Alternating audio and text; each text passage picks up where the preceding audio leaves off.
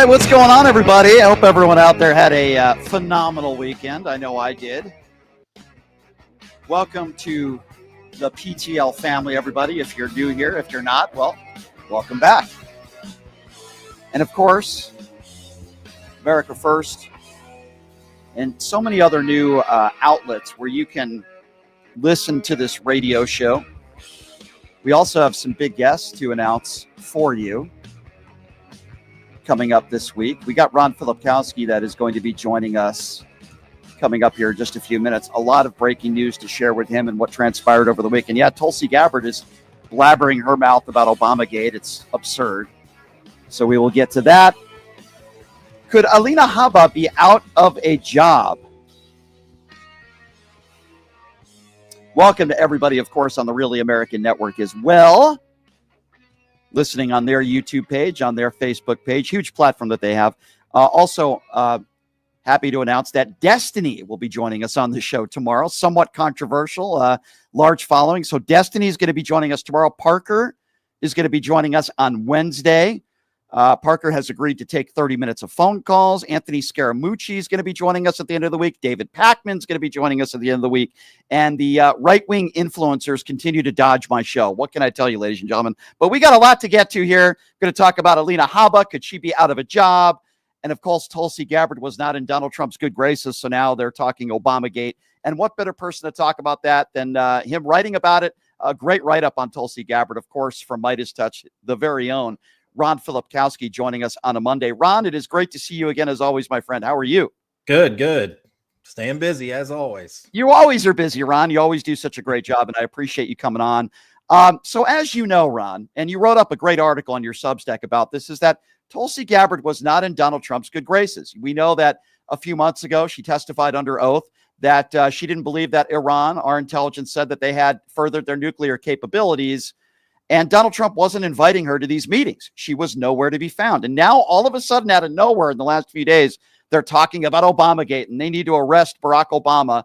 What are your thoughts on this? I mean, you've been covering this. You wrote about it. What are your thoughts on this? She also posted a video on her personal account at the same time, which was very strange and reportedly just infuriated Trump, which was where she said, we're closer to World War III and nuclear war than we've ever been before after the Iran strikes, which Trump took that to be a criticism of him. Right. Understandably, I think it was a criticism of him, although she never mentioned his name. So, and reportedly, like, she was right on the edge of being fired. I think that what saved her is the fact that she has developed over the last couple of years a very close friendship with Laura Trump and Eric Trump. She's become friends with that couple, and I think she's kind of like ingratiated herself to where they bailed her out. So she's trying to save her job. She's on the outs. She's probably, as far as Trump is concerned, the least popular senior member of his administration, as far as he views them. But Trump was desperately in need of a huge distraction. A distraction not for us, not for Democrats or independent vote, a distraction for his MAGA base. He needed something that was going to get them off Epstein because they were obsessed with Epstein, and no matter how much he pleaded with them not to care about it, they weren't listening. So in comes Tulsi Gabbard, who takes this like old report that was generated by the Obama administration back on his last month in office about Russian interference in the election. So basically, there's multiple reports on this, but most of the studies and the investigations, including an investigation led by Marco Rubio in the Senate when he was Intel Committee ranking member, a report that was unanimously approved by the Senate, Republicans and Democrats, also agreed to by Mike Pompeo, who at the time was Trump's incoming CIA director, all agreed that the Russians did attempt to influence the 2016 election through a variety of different ways. Right. Everybody agreed with that. Republicans, basically the only people who didn't agree with that conclusion in 2017 was Donald Trump. Everybody else did. So what Tulsi did is she found a separate report that the Obama administration issued that said the Russians did not hack voting machines. They didn't interfere with the election. So what she did is she took that report and said that Obama covered that up, suppressed that, and that proved that so what they're saying is all the stuff that was put out about the Russian attempt to interfere with the election was all a lie and all a conspiracy to discredit Trump, because this other report said that they didn't try and hack voting machines. They're two completely different things. But the MAGA base is not smart enough, or really doesn't want to figure out the distinction between these two things. So in reality, and we could talk about this, what she has done with this temporary distraction, which has worked to sort of divert MAGA's attention, is in the long run going to make things much worse. So let's try to figure out here, Ron, and dissect why she did this. Did you? Well, I think we know she wanted to be back in Donald Trump's good graces. We spoke about that, and he praised her. Right. Yeah. So do you think she did this on her own? Do you think some people around her said, hey, if you want to get back in Donald Trump's good graces, we need to do this? Or the latter, do you think that Donald Trump is the one that instructed her to do this, or maybe all the above? Well, I think that she went into office with a plan, and I think she talked about this, that the focus of her office, which is to coordinate all the different intelligence agencies, was going to shift from what it has always been, which is to focus on foreign threats, and to turn, sort of like the eye of Sauron in Lord of the Rings, to turn the eye to Donald Trump's domestic political enemies. So, and to make the focus of the intelligence community on them, on investigating all these past grievances of Trump against his political enemies, rather than China, Russia, Iran. That's no longer the focus. The focus is now on Barack Obama and, his most senior national security officials. So I think that that was her plan, but I think that there was a sense of urgency and desperation on her part to come out, to rush this out, which is like so thin and preposterous and flimsy, but I think that she was a drowning person trying to save her job and just needed to throw something out there that would work. And, going after Barack Obama over Russiagate is like, MAGA bread and butter there. That's like serving them a piece of chocolate cake, And Ron, correct me if I'm wrong, because I haven't talked about this in a while, but wasn't it proven that Russia did interfere, at least on social media? Now, I don't think that, I don't think that it really influenced the election. That's Marco Rubio said that. Right. Mike Pompeo said it. Yeah, I don't think it changed the outcome of the election. I don't think, but I mean, it could have, but it could have. No, I thought Hillary did plenty to lose that election. So, just the same thing I thought this past election, people want to look at a lot of other things, but I think there's a lot of things that you can point to that Democrats did that cost them this election. Sure. I think Donald Trump was an incredibly weak candidate in both races, but Democrats did a poor job. That's my opinion. Yeah. So, I know there's others who think it was rigged and all this, but I don't. So, but yes, it was absolutely, there's no question that the Russians tried to interfere with the election. But because they didn't hack voting machines, that in 16, that is besides the point. That's just like a footnote. That's like an aside. Like, okay, they didn't, but they tried to interfere in many other ways. But here's the problem for Gabbard and for Trump, that while they've gotten this brief 48-hour distraction, here's why it's made it worse. Because now you got all these MAGA influencers who have not forgotten about Epstein, but were sort of placated by Trump saying, we're going to try and release the grand jury transcripts. And so, so they're all like tapping their fingers. Okay, where's Epstein? We'll give him a few more weeks. And then, before we lose it over that. But now they have a new thing to add, because here's what happened. When that Gabbard report came out, you had the usual suspects, Green, Luna, Gates, all the Fox hosts, the Newsmax hosts, all calling for arrests. They're already like, why isn't Obama in handcuffs? Why isn't James Clapper in handcuffs? Donald Trump put out a list of 9 people on True Social that he wants to see arrested. he posted on True Social, these people should be arrested, including Barack Obama.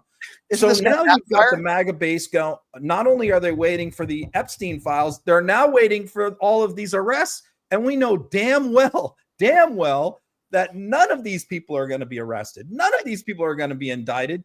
And so who's going to get the blame for that? Pam Bondi and Kash Patel, because when Gabbard went on Fox to make this big announcement and give her interview, she was asked, well, what happens next? And what did she say? She said, the ball is in Pam Bondi and Kash Patel's court to pick this up and run with it. And I'm making a criminal referral. So once again, what she does is she shifts the heat from herself onto Bondi and Patel, which is exactly what Dan Bongino did. She followed the Dan Bongino playbook. Blame Bondi, get the heat off me. Yeah, that's exactly what's going to happen. As you said, we know there's not going to be any arrest here. Speaking of Jeffrey Epstein, I found it interesting over the weekend, and I think you tweeted about this. The Mark Levin show. Donald Trump was telling everybody to watch the Mark Levin show over the weekend. He's just a pathetic human being, but without even going there, he has Mike Johnson on. And what are they doing? They're trying to deflect. And Mark Levin is saying, why are we talking about the Epstein files? And obviously, Mark Levin and Donald Trump talked to one another. And Trump knew that he was going to be talking like this and deflecting like this. So he told everybody to watch Mark Levin over the weekend. You know, what's funny is like nobody likes Mark Levin. And I include like MAGA people, like Republicans. Like he's literally like nobody watches his show. Nobody likes his show. Even they don't. And most of the time, at least this year, he's basically just spends every show on Israel. You know, it's just Israel. You know, he pretty much just like, it's sort of like Randy Fine is in the House to represent Israel in the House of Representatives, and Mark Levin is on Fox to be their spokesperson. You know, so you know, I don't think that really interests MAGA very much, is to watch a show about Israel every night. So, and he's a terrible host, but he's best friends with Sean Hannity. So the reason why Mark Levin has his little Sunday night weekend show on Fox is there is only one reason. Sean Hannity, who has a lot of juice with the network, got him that show and keeps him on the air. So yes, it was very strange for Trump to post on True Social, everybody needs to watch Mark Levin tonight, because I mean, I think he knows that like most of the MAGA people don't watch Mark Levin. And he didn't say why. He didn't say why. Like nobody knows what's the big announcement. And sure, he kicks off the show, and his message is, look, you know, the midterms are coming up. We got to focus on the midterms. It's time to stop talking about Epstein and get focused on all this Epstein nonsense. We need to just focus on beating the Democrats. So yeah, Trump is even like directing his people towards hosts who are going to tell them not to pay attention to Epstein. I will say it's like mostly not working. I mean, he's throwing out all these distractions, renaming the Washington Redskins and the Cleveland Indians. I mean, he's throwing everything out there that he can. I mean, it is working somewhat, but it only works for a little while. These people have been obsessed with Epstein for years. They're not going to let it go because, you know, Trump wants to rename the Washington Commanders. Wait, Ron, are you telling me that they're not getting their mind off of Epstein because there's a different type of sugar in Coca-Cola? That's what I heard. I mean, that's a big deal. That was another one that they tried, right? He's going to put, I mean, you look, if you really like list out all the different things he's put out to distract them, it's like comical, you know, bring back the Washington Commanders, rename military bases, you know, put cane sugar back in Diet Coke, which by the way, Chuck Grassley, I now think that he and Keith Richards are going to live forever, because Chuck Grassley, who's like the biggest, he's a corn farmer. He's like Big Ag's, you know, the senator from Iowa, Big Ag's like number one person in Congress. He like is completely in bed with the corn farmer lobby. And he hears Donald Trump talking about doing away with corn syrup and high fructose corn syrup and Coke. And he didn't have a heart attack after that. Now I'm convinced he's going to live forever. By the way, didn't the CEO of Coca-Cola, or didn't they put out a statement saying it wasn't true? It was like a lie to begin with. It's not even true. They were like, you know, they're doing the usual thing where they're like trying not to take sides. You know, they they abide by the old Michael Jordan adage, Republicans buy shoes too. So, the Coke spokesman was like, we had a very nice talk with the president, very nice discussion. He's very passionate about this issue, but we don't believe that we're going to be making any changes at this point. I mean, you just think of like all their distributors and their factories all over the world. They'd have to change them out to basically make Mexican Coke at all of them. And not only that, like, again, you have to factor in how powerful the corn lobby is. Look, they got ethanol and gasoline. Like, they're not going to go away quietly. Yeah. And so like it just blew my mind because all those farm senators and representatives from the farm states are all Republicans and they're all Trump supporters. So for Trump to come out and say, because we import almost all of our sugar from South America, from other countries. Right. We don't produce hardly any sugar in this country, a little bit in Florida, and that's about it. But like 90% of our sugar comes from. So what he's saying is we're no longer going to use domestic corn syrup and Coke. We want to import sugar from Brazil and use that instead. Like, made no sense whatsoever. Yeah, that probably makes MAGA people just as happy as if they said there'd be mandatory drag queen reading in every school. So yeah, I agree. If you're just joining us, Ron Filipkowski from Midas Touch. All right, Ron, let's talk a little bit about the extremely. And by the way, let me just add one more point. Sure. Iowa and Nebraska are in play this cycle, which is highly unusual. Yeah, but the polls show that those states are in play this year. So 2 big corn farming states, by the way. So yeah, anyway, and that could be a deciding factor. You could be absolutely right about that. Let's talk a little bit about the very skilled attorney, Alina Habba, as Trump calls her. There are circulating rumors that this could be a fact, actually, that she could be out of a job. What is the latest? What can you tell us about this situation? Well, this is all going down tomorrow on Tuesday. So, she's appointed U.S. attorney on an interim basis, and those interim appointments are good for 120 days, which basically means like the Senate has 120 days to confirm you. She is not even on the calendar for confirmation. Like, she's not even scheduled for a hearing. The reason is because she doesn't have the votes. There's no way. There's plenty of Republicans, probably at least a half dozen, who will not vote to confirm Alina Habba because she's just grossly unqualified. I mean, she's, she went from, a parking lot attorney representing parking garages to Trump's criminal defense lawyer, not based on her litigation skills, probably based on other factors why he chose her. But, she was a member at Bedminster, her and her husband, for a long time, and that's how she got to know Trump. I'm sure she caught his eye, and she's talked about that in interviews, how it's been more beneficial for her over the years to be attractive than smart. That's what she said herself, not me, in interviews. So clearly she's right, at least in terms of Trump. So she has no chance of getting confirmed by the Senate. So her appointment runs out. So the only way an interim appointment for U.S. attorney can be extended, there's a federal statute that says that the judges, the federal district judges of that particular circuit, which in this case is New Jersey, can vote to, in a majority vote, can retain her and keep her on an extended basis, or they can disapprove her and select somebody else. That vote is tomorrow. What do you think is going to happen? What do you think the outcome will be? There's 17 federal judges in New Jersey. 15 of them were appointed by Barack Obama and Joe Biden. 2 were appointed by Republicans. So, I don't know. How do you think it's going to go down? You got most of the office up in arms because she charged with a crime the Newark, New Jersey mayor, and then had to drop the charges a couple weeks later after announcing all over Fox News, that she was going after this mayor. She then had to, drop the charges for no reason, and she's being sued by him.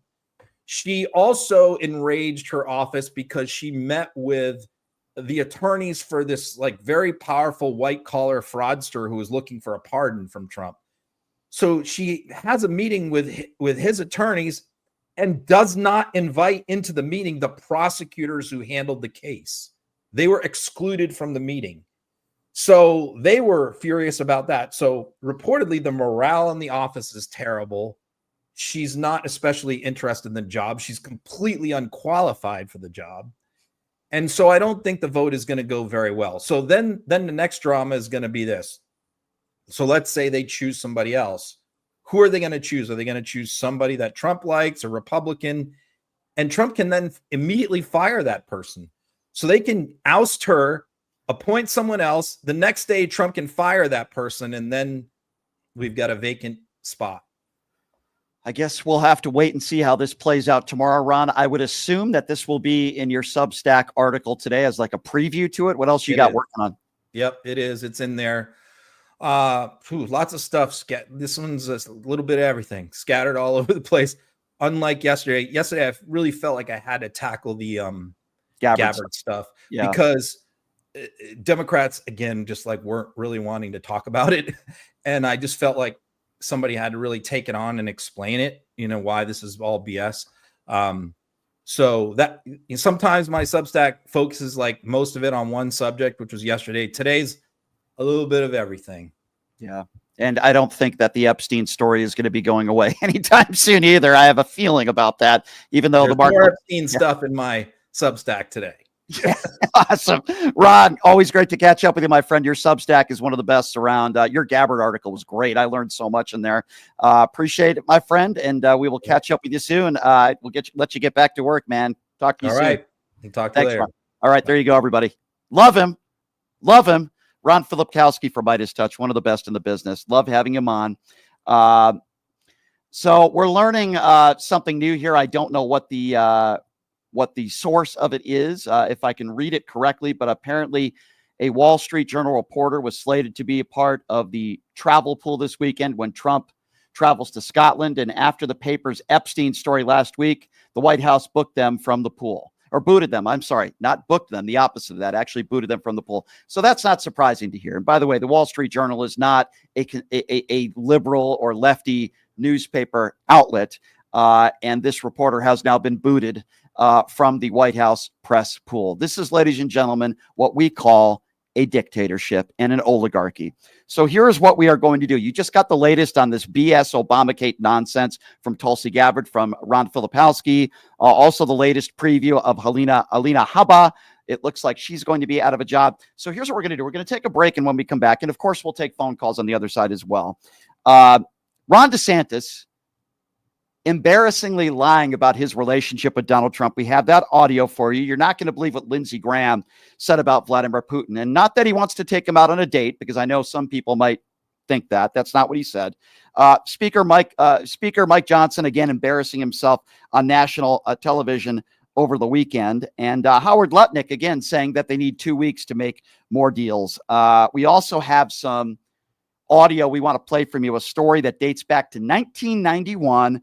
Shocker, where Donald Trump was a judge for modeling competition. Yes, some of these competitors were as young as 14 years old, and we learned Donald Trump was a part of this competition, and there are sexual allegations and relationships with vulnerable young models. And yes, of course, Donald Trump was there. So we'll have that for you as well. We'll take a quick break. We'll be back in 90 seconds. You're listening to Pushing the Limits right here on KSA.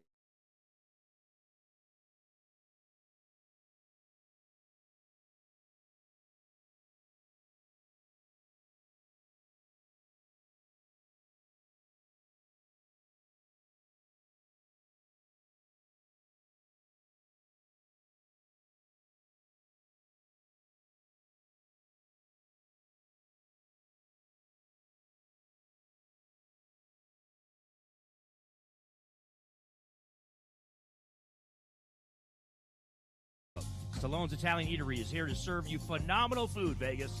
Forget about it.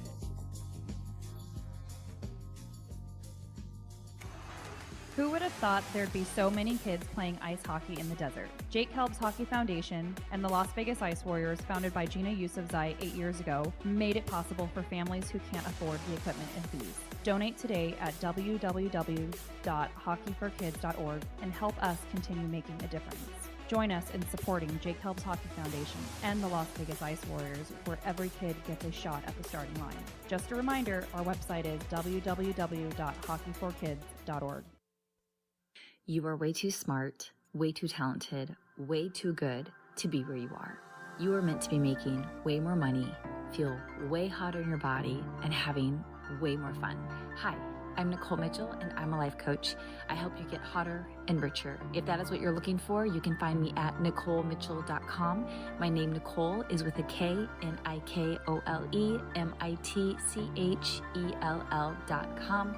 You can reach out to me on my website or on Instagram, and I will be happy to be in touch and figure out what you're looking for and how I can support you in getting there. Have you ever dreamed of having your own radio show or a podcast, but just didn't think it was possible? Well, dreams can come true. Radio U. Radio U is a 5-day course that'll teach you how to acquire your dream show. We'll teach you how to host, how to write commercial, how to interview, how to market, how to write a contract, and most importantly, how to monetize your dream radio show. You'll learn from some of the best in the business with over 75 years in broadcast experience. You'll learn from people like me. And the best part? Every single student will be live on the radio as part of the class. Plus, one student from each class will get their very own radio show. You'll be live on the air right here in Las Vegas. Radio U. The 5-day course is being offered at $699. For more information, give Radio U a call. 702-763-5024. That's 702-763-5024. Or check them out at RadioYOU101.com.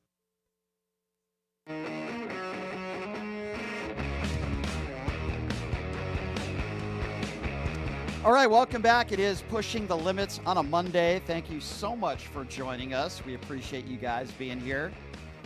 Obviously, part of the Real American Network as well.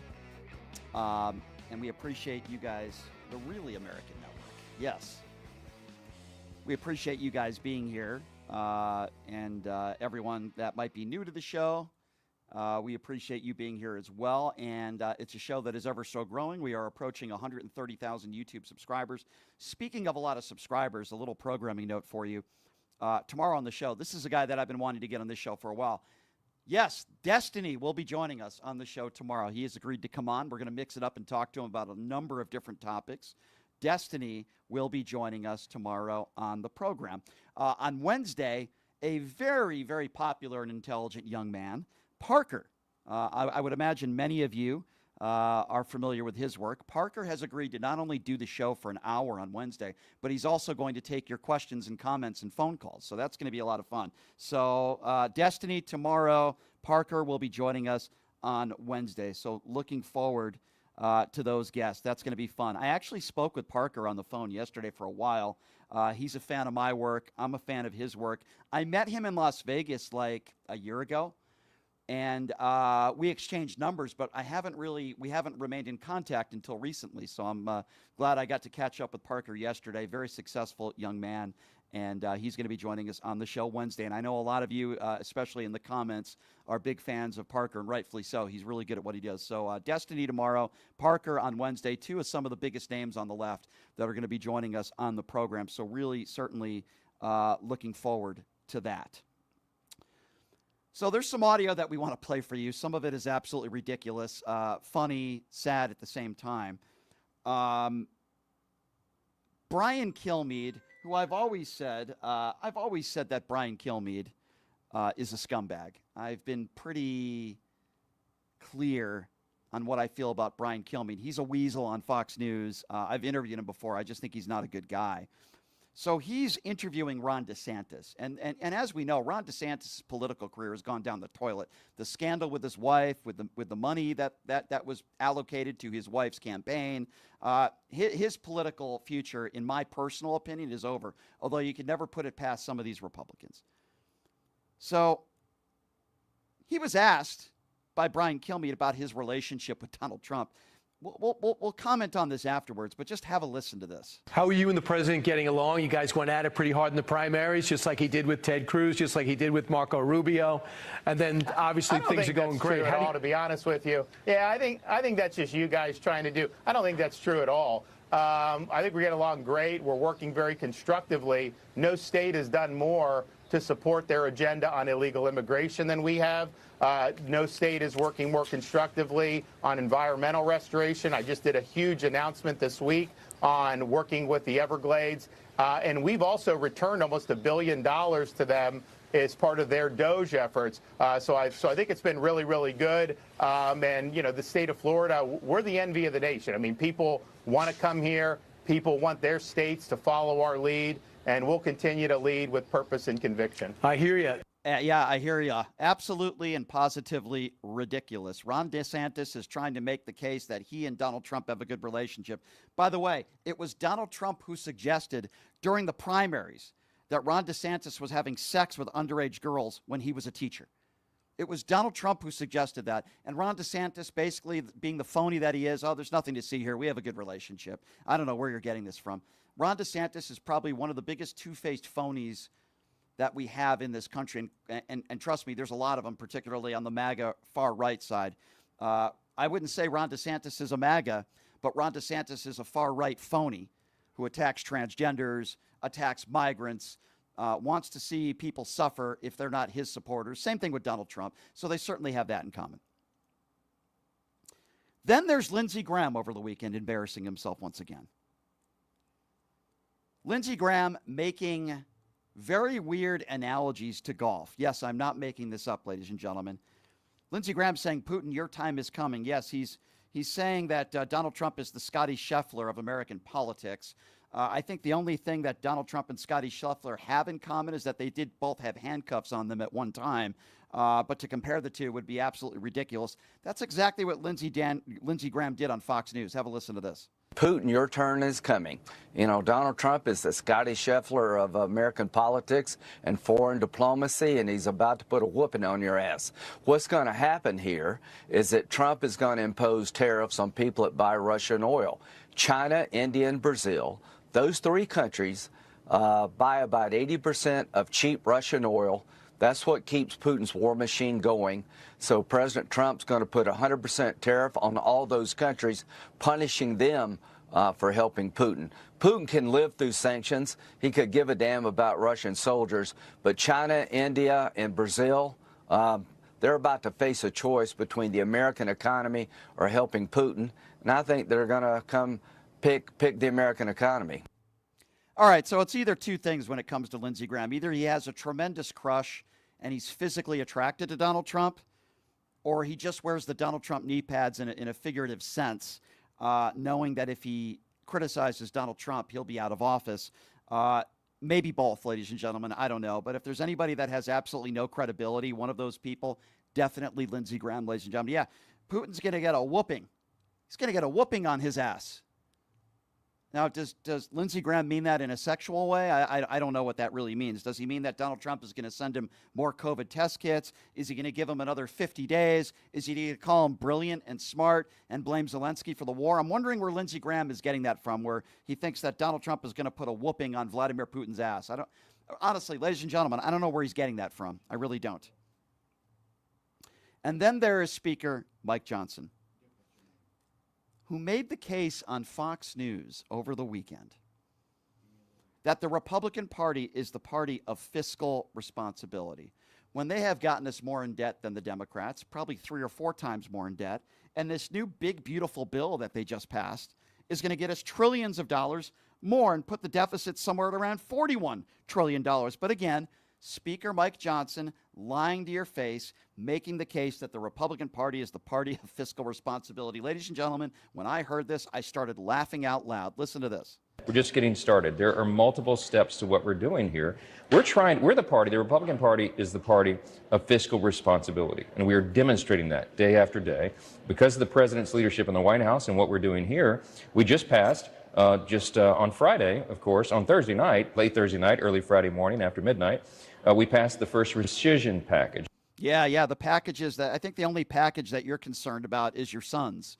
Quite frankly, Speaker Johnson, you're a despicable person. You have no backbone. And to call the Republican Party the party of fiscal responsibility when anybody knows this, we even saw it on a Republican debate stage. with one of the people that were running for office, that it's the Republicans that are putting us deep in debt, not the Democrats. To say that the Republican Party is the party of fiscal responsibility when the big, beautiful bill is getting us trillions of dollars more in debt, putting us like $41 million in debt now, is absolutely and positively ridiculous. And then there's Howard Lutnik, also embarrassing himself over the weekend. We've heard 90 deals in 90 days, and all these deals are coming. And then it went to 90 deals to 1 or 2 deals. And then it went to all these letters are being sent out. Those letters are deals. And now, yes, that's right, ladies and gentlemen. If Donald Trump is not giving another 50 days to Vladimir Putin, or he's not asking for another 2 weeks, now Howard Lutnik is asking for another 2 weeks, just like they needed another 2 weeks for a health care plan, a replacement plan from Obamacare. Howard Lutnik is now saying we just need 2 more weeks to make some deals. They're going to open their markets or they're going to pay the tariff.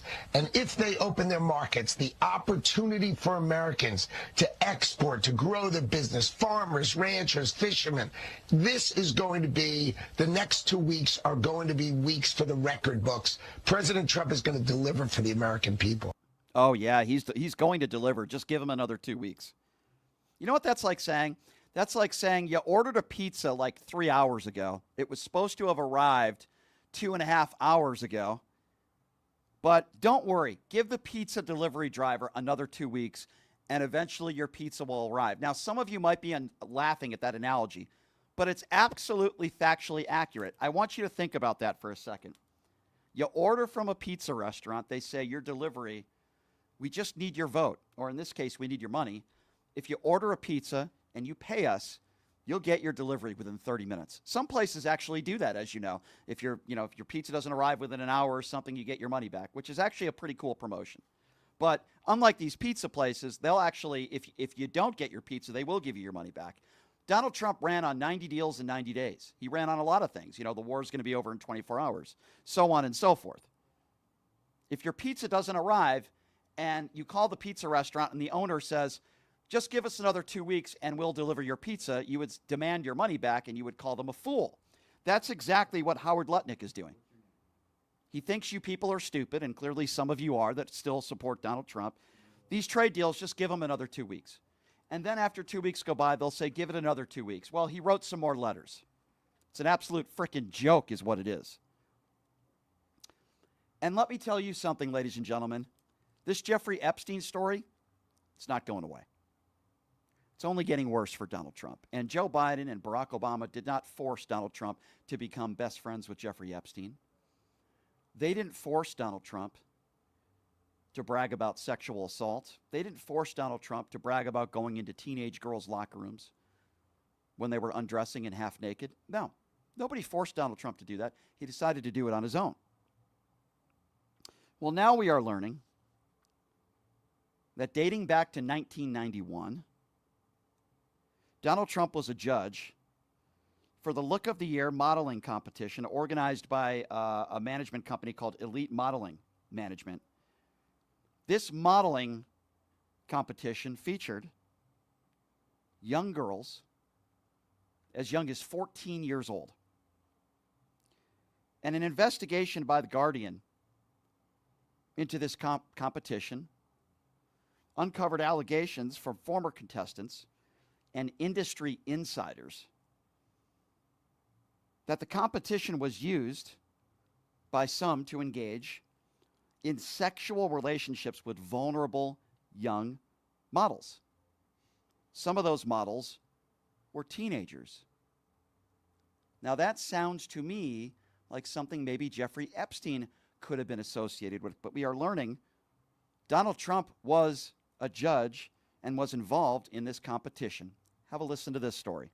The 58 contestants participated in an exhaustive round of personal interviews designed to help our judges discover what makes each one special.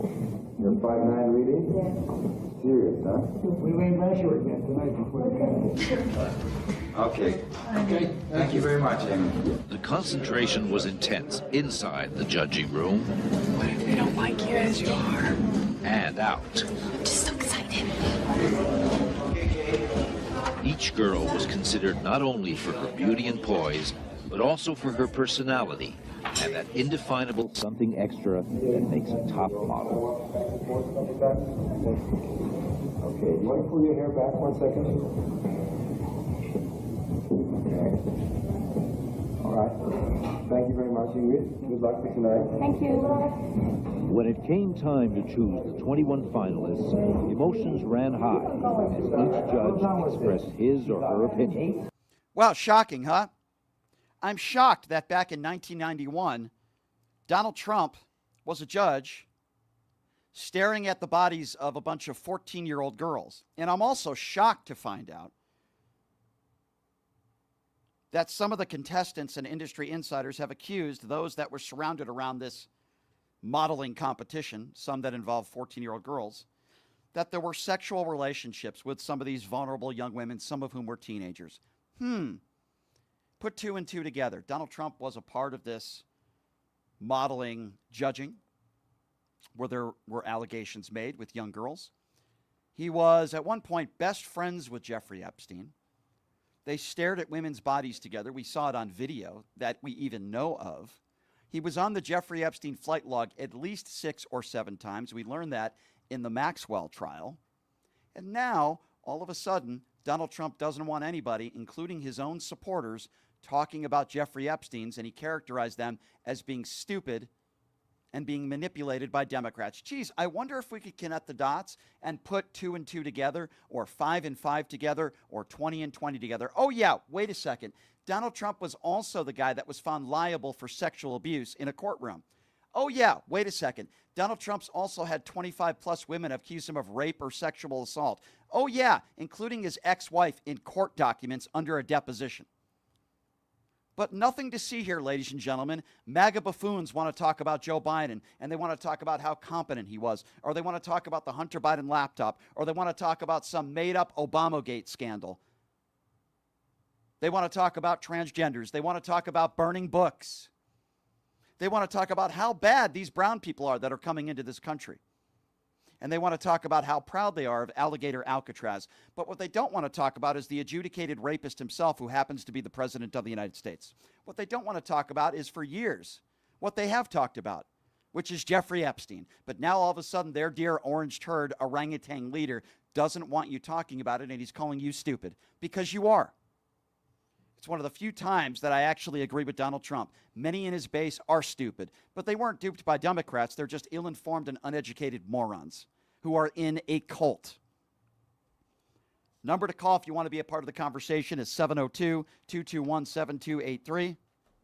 And again, the number to call if you want to be a part of the conversation is 702-221-7283. A lot of topics that we are discussing today, and I will also, ladies and gentlemen, that the Obamagate is a lie. Tulsi Gabbard, looking dumb as she is, they're gonna blame it on Pam Bondi. That's exactly what they're going to do. We are also in the YouTube Super Chat, where your questions and comments will be heard. All you have to do is make a donation of $5 or more, and your questions or comments will be heard in the YouTube Super Chat. It's a way that you can support this independently owned radio show, and also, of course, going to my personal website, which is pushingthelimits.live. Again, that website is pushingthelimits.live, where you can also make donations, monthly donations, whatever you can afford, $5, $10, $20 a month to support independent media in this show. And we also sell PTL merchandise on there, shirts, hats, beanies, you name it, we sell it on there, and we appreciate your support. All right, let's get right to the phone calls at 702-221-7283. Let's go to Mark. Mark is first up on PTL. Hello, Mark. Hey, Brian, I'm kind of shocked and surprised that you brought up this modeling agency and the pageant, because that's exactly what my phone call is about. Now, you barely scratched the surface.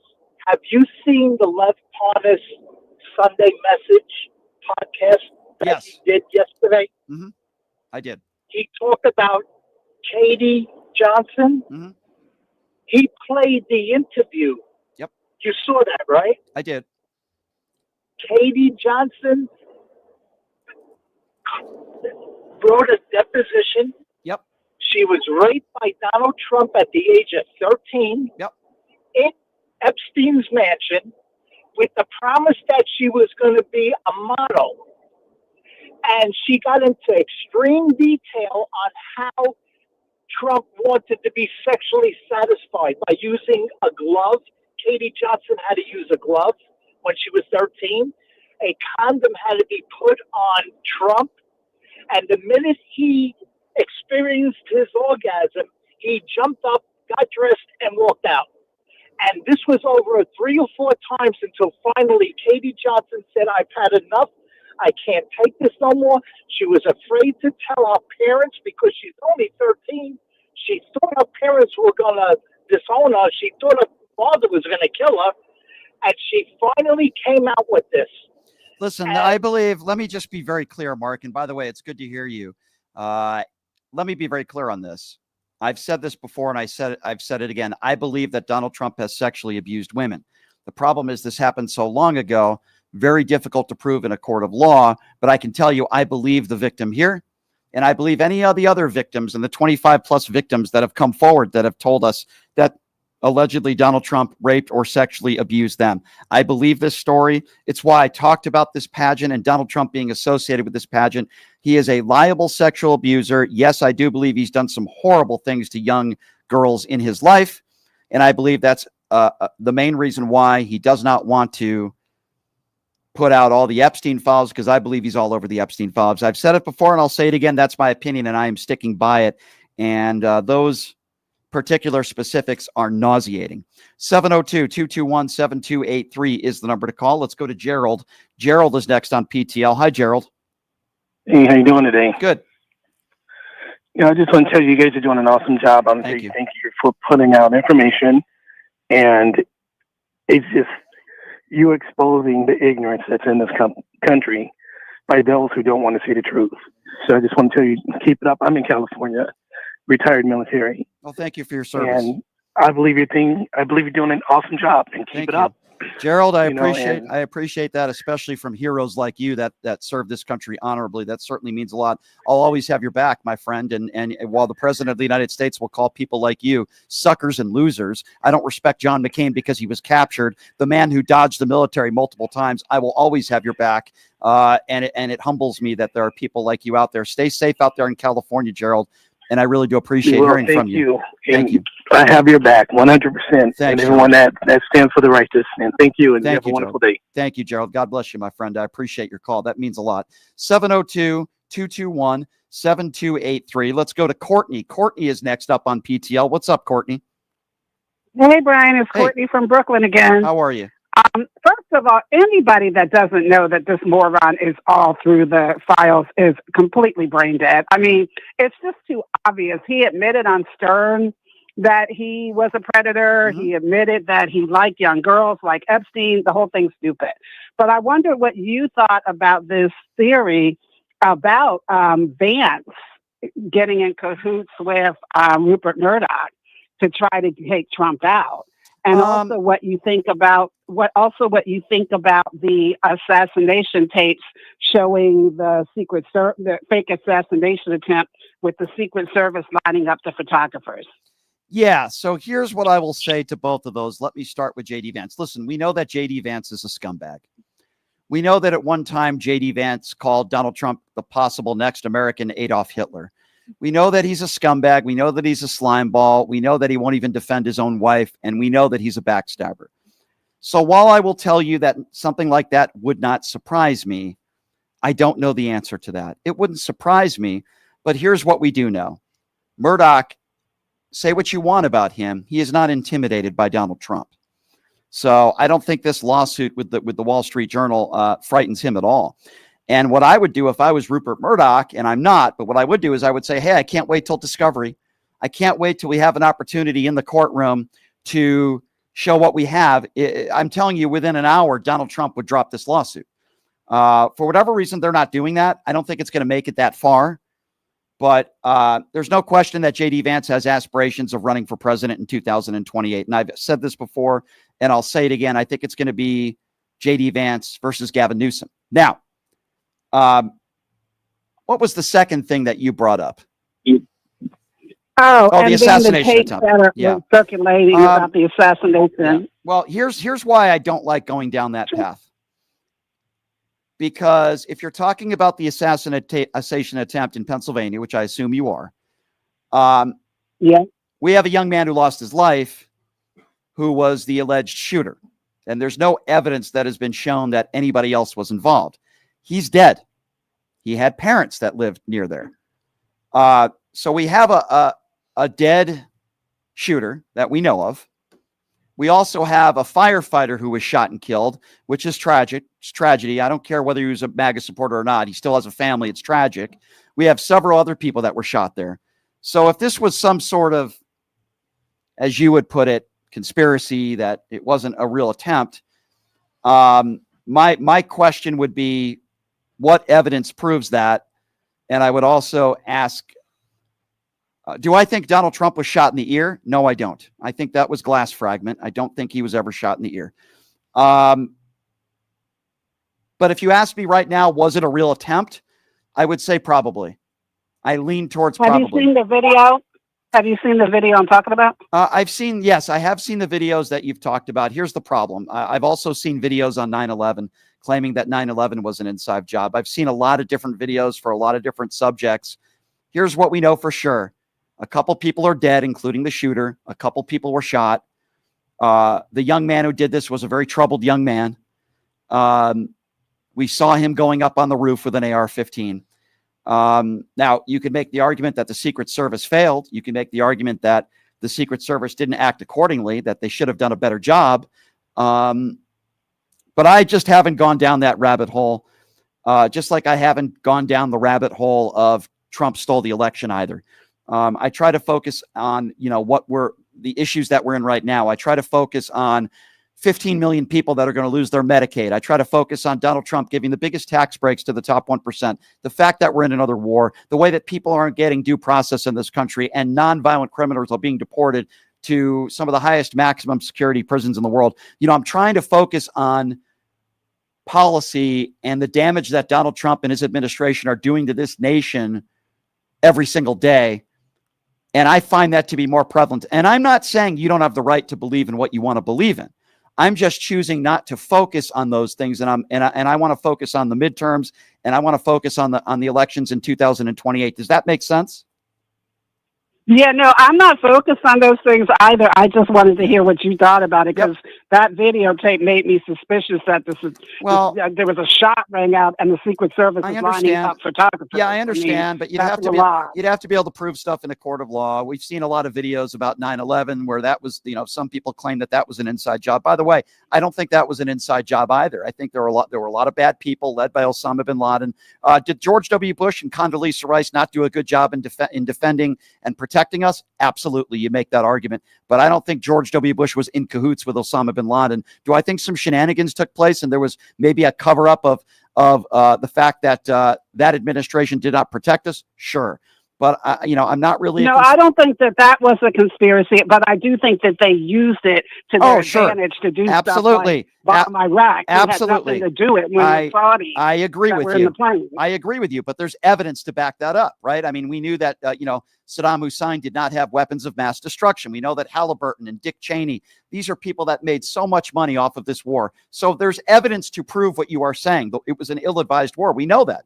Everybody admits that now. So I'm with you there. But I think there are more important things for us to focus on. And a lot of those topics we're talking about today. 702-221-7283 is the number to call if you want to be a part of the conversation. By the way, we have learned that Donald Trump has released about 230 pages of documents, 230,000 pages of documents in relation to MLK's assassination. The reason why they are doing this is as a deflection, because they don't want you to talk about the Epstein files. So they want to talk about the MLK assassination. But the reason why he's doing this is, again, they're trying to get people to stop talking about Jeffrey Epstein. 702-221-7283 is the number to call if you want to be a part of the conversation. Why don't we go to Vegas? Let's go to Vegas. Let's go to Jeff. Jeff is calling from Vegas. Hi, Jeff. What's going on? Thanks for calling in. How you doing? Good. I hope that you're right, that Rupert Murdoch will fight Trump over this Wall Street Journal report, which is owned by Rupert Murdoch, because ABC, they caved for $15 million, and then CBS caved again for another $15 million and canceled the Colbert Show. I mean, to think that, Donald Trump is actually suing Rupert Murdoch, I mean, I couldn't be happier. You know what I mean? He's not going to win, though, because I think... No, I don't think he'll win, because I'm pretty sure that Rupert Murdoch and the Wall Street Journal, they put it through their lawyers. Yep. Okay? Listen, these big companies that are caving to Donald Trump, it's an embarrassment, and they're doing it for several different reasons. They want to be on Donald Trump's good side. They want to get the big interview, and they're afraid. And listen, Colbert was getting the ratings. His numbers were very, very good. So when they say this was purely a financial situation, they are lying. Colbert had the ratings. They caved. That's exactly what took place here. Yes. And another story that broke over Friday was, did you know that Microsoft, they have this Department of Defense software called the Jedi or whatever it's called? You know who was running that program for the Department of Defense? Who? It was Chinese nationals.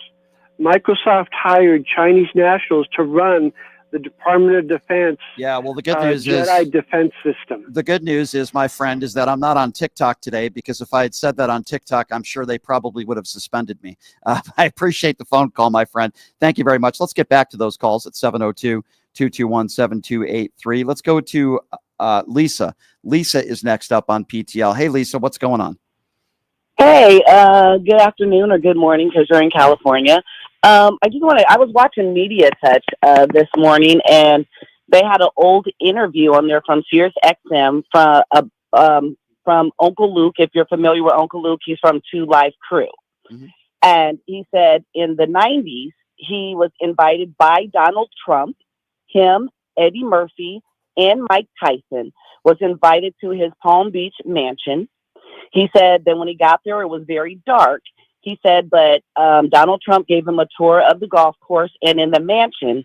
And once he got inside the mansion, he said there was a whole bunch of sex, drugs, and young girls up in there. He said he felt uncomfortable. He stayed about 45 minutes before he left, because he didn't want to be, he didn't want to be caught in that. And he doesn't really do drugs. He said, but there was a lot of girls in there that looked underage, and he felt very uncomfortable. And it is, you can look it up. It's an old, it was on Sirius XM, and it was Uncle Luke from 2 Live Crew saying that he was actually there in Palm Beach with Donald Trump, invited by him. And there was a whole bunch of young girls there. There was a whole bunch of sex in different rooms and all that. I'm not surprised. I think more stories, I'm surprised more stories, quite frankly, haven't come out. But as uncomfortable as I'm sure they were, I'm sure Stormy Daniels has something to say about 13 seconds of her life that were extremely uncomfortable as well. Not to make light of this whole situation, but Donald Trump has made a lot of people uncomfortable in his life. Let it be young girls or women that he's been with. He's a despicable human being. And he's made a lot of people uncomfortable in his life. Let's put it that way. He and Harvey Weinstein have a lot in common. 702-221-7283 is the number to call if you want to be a part of the conversation. Let's go to Gordon. Gordon is not on the line, I just found out. All right, we'll go to Nicole. Nicole is next up on PTL. Hey, Nicole, thanks for calling in. What's going on? Oh, hey, Brian. Hi, Nicole. I had a question. Do you think since Trump has been in office, it has caused an overwhelming mental depression with the citizens of the U.S.? And if so, what can we do to get by the next 4 years? That's a good question. And I try to, I'm going to give you my own personal experience and what I do to deal with what's going on in this country right now. Now, as you know, the news has to consume me. People like you, I'm glad you watch this show, but you don't have to watch CNN and Fox News, right? You don't have to watch it religiously. It's my job. I have to do that because it's my job to put out the information to all of you in the most accurate way I can. So what do I do to deal with that? As I talk to my friends every day and people in my personal life, I try to do the things that make me happy. When I'm away from the show or when I'm not working on the show, because obviously I work on the show from home a lot as well. When I'm not doing that, I try to do the things that make me happy. So, what did I do this weekend? Friday night, I went out with friends. We grabbed dinner. We went to Top Golf. We had a great time. On Saturday, I took a lovely lady that I am very fond of. I took her to a Lady Gaga concert. We had such a fun time together. It was such a great night. And then yesterday was kind of my decompression day, where I had lunch with a few friends and relaxed by the pool a little bit. And I know that you probably wouldn't notice that because I'm whiter than Casper the Friendly Ghost, and I do burn because I'm a ginger, but I try to have fun. And then Sunday night, it's back to work, right? Last night, I'm booking guests. I was talking to Parker on the phone for a while last night. He's coming on the show Wednesday, booking guests throughout the week, and it's back to work, and it's back to covering the news and doing what at least I think I do best. So what's my message to all of you and to you calling on the phone, dear? Do the things that make you happy. Yes, there's a lot of people in this country that are very depressed, and rightfully so. We should be very upset. Maybe depressed isn't the right word. We should be upset. Treasure your family, treasure your friends, spend time with people that you care about, and do the things that make you happy. It could be walking your dog. It could be going to the park with your kids or grandkids. It could be sitting on the porch with somebody that you love and just holding their hand. It could be smoking a cigar. I do that from time to time. You have to find the things in life that make you happy. And if you can't, then you need to talk to someone and you need to get some professional help. You need to find the things that make you happy. Sometimes watching Fox News does not make me happy. Sometimes watching CNN doesn't make me happy, but it's my job. And I know this, and I'll say this, once this microphone is turned on and once this radio show starts, it's my bread and butter, and I love it. And I love to talk to all of you. I love being on the air. Sometimes I don't enjoy the stuff that happens before the show or after the show, but I love being on the radio, and I don't see that ever changing for me. And the day where I say I don't enjoy being on the radio anymore is the day I'm going to try to do something else. And I'm not saying that's going to happen. I've been doing this for over 20 years, and I still love it since day one. But I hope I answered your question. We have to stay grounded. We have to understand the threat that Donald Trump is. We cannot normalize the times that we are living in today. And we have to be able to call it out. At the same time, we have to talk to our friends and talk to people that maybe don't want to get off their ass and vote and say, hey, 2026 is right around the corner. These midterms are important. If you don't like what Donald Trump is doing to this country and you don't like the damage that he is doing, then you got to get out there and you got to vote. That's the best thing we can do right now. It's not going to help us if we're depressed, and it's not going to help us if we go into a spiral. Let's do something about it. Let's take that energy that we have and let's do something. That's the best advice that I could give you. Well, I appreciate that, Brian. Of course. I do.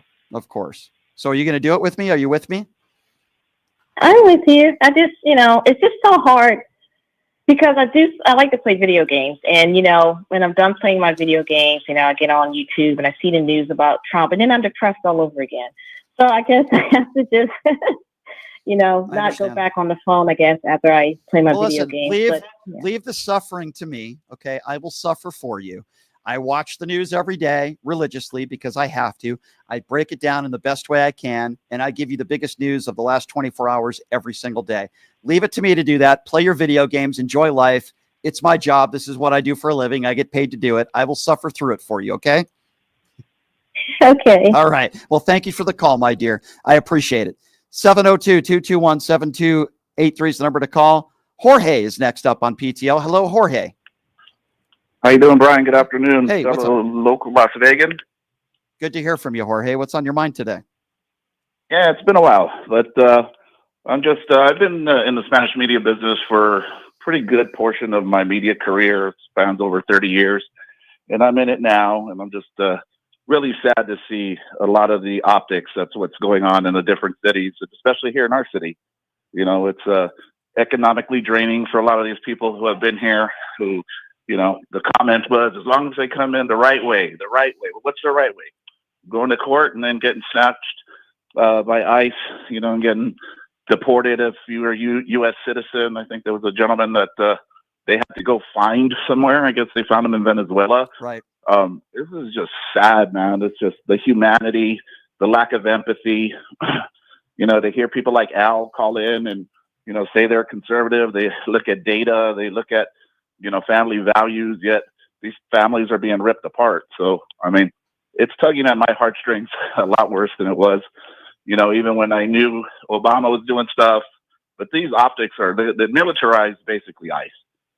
Yeah, but can I ask you, Jorge, I understand Obama deported a lot of people as well, but they certainly weren't gloating about it. They were giving, they weren't bragging about it. They didn't have Dr. Phil there with a microphone recording it all. And I don't truly believe that Barack Obama wanted to destroy families. I truly believe that Barack Obama didn't want to take parents away from their kids. And there's a sort of behavior or mental issue with so many of these MAGA people, and they just want these brown people to suffer. Let's just call it for what it is. They want brown people in this country to suffer, and they could say, well, just come into this country the right way. They're lying, because the way MAGA Republicans vote is they want to make it as hard as possible for people to get naturalized in this country if they are brown. That is just the reality of the situation. Well, they got MAGA on board because they made them believe in the tooth fairy, the unicorn, and that immigrants are all bad. Yeah. I mean, and they bought into it hook, line, and sinker. And so, it's just, it's sad, man. Empathy and sympathy has to come back into our society.